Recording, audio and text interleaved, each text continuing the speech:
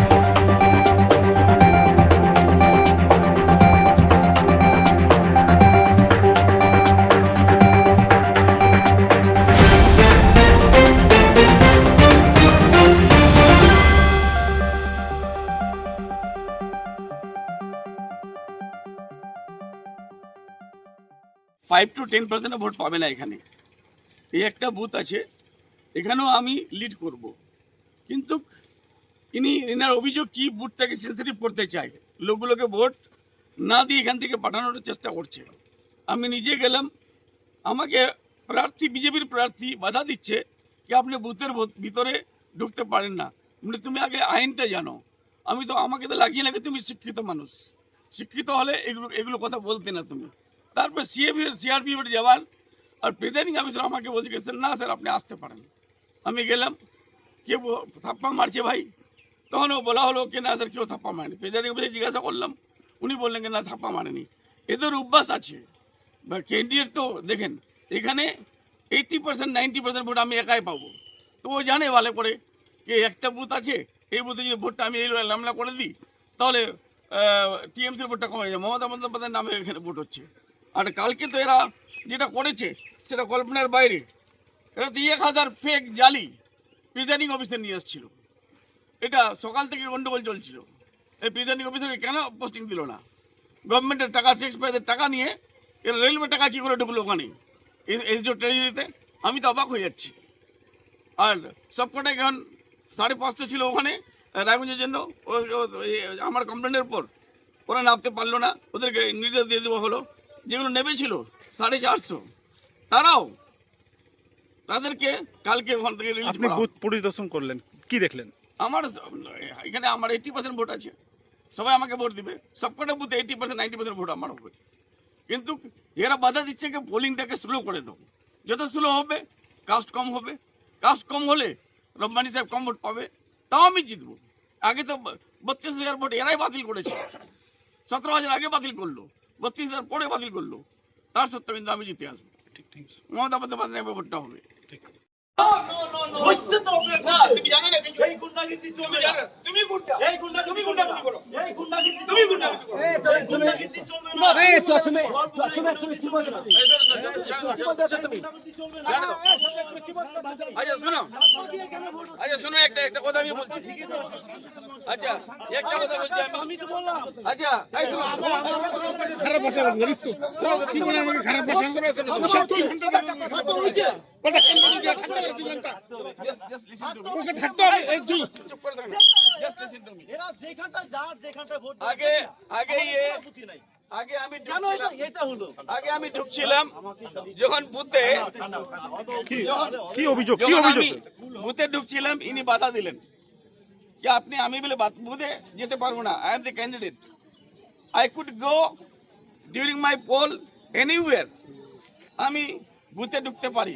ইনি অভিযোগ করলেন কি আপনার বলে থাপ্পা দিচ্ছে। ওখানে প্রিজাইডিং অফিসার আছে, সিআরপিএফ এর জওয়ানগুলো আছে, কেউ বলতে পারলো না যে থাপ্পা হচ্ছে।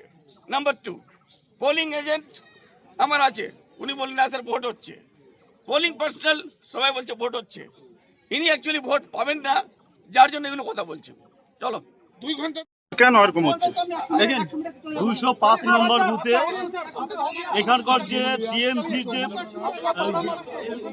পোলিং এজেন্ট আছে, তিনি যে সমস্ত ভোটাররা ঢুকতেছে তাদেরকে জোর করে ওই ইভিএম এ তাদের ইচ্ছা মতন টিএমসি তে সাপ দিয়ে করে নিচ্ছে। কিন্তু এখানে তো অভিযোগ অস্বীকার করতেছে। উনি তো বলতেছে বাইরে গেল কেন্দ্র বাহিনী, ভোট দিয়েছে, তাদের কাছে আপনারা জিজ্ঞেস কেন্দ্র করুন। বাহিনী থাকতে কি করে ছাপ্পা? তাদের কাছে কেন্দ্র বাহিনীর ভিতরে ঢোকার কোনো নির্দেশ নেই। হ্যাঁ, সেটা প্রিসাইডিং অফিসারের ওখানটায় তত্ত্বাবধানে ভোট হচ্ছে। হুম। প্রিসাইডিং অফিসার বাকি যারা আছে তাদেরই একমাত্র ওই ভোট ঘরে ঢোকার অধিকার আছে, বাদ বাকি কারণ নেই। এখানটা কেন্দ্র বাহিনীকে দোষারোপ করলে হবে না। আর কেন্দ্র বাহিনীকে দোষারোপ করা এই বর্তমান টিএমসি সরকারের এটা হচ্ছে অভ্যাসে পরিণত হয়েছে। এটা অভ্যাসে পরিণত হয়েছে। তাহলে আপনার কি এখানটা আমি চাচ্ছি আপনার কি অভিযোগ? যেভাবে এখানটা 205 নম্বর বুথে জোর করে ভোট দেওয়া হলো, টিএমসি জোর করে ভোট নিয়েছে।